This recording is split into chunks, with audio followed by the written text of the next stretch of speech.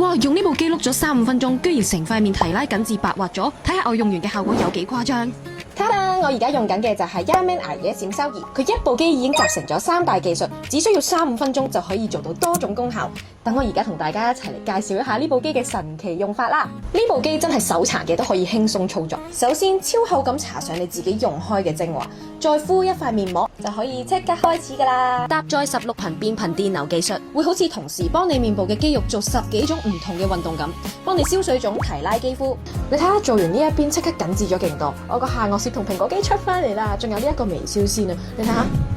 唔笑嘅情況下，佢自己已經戚咗上去。仲有升級熱感超導技術，可以做到將護膚品成分加強28倍速滲肌底。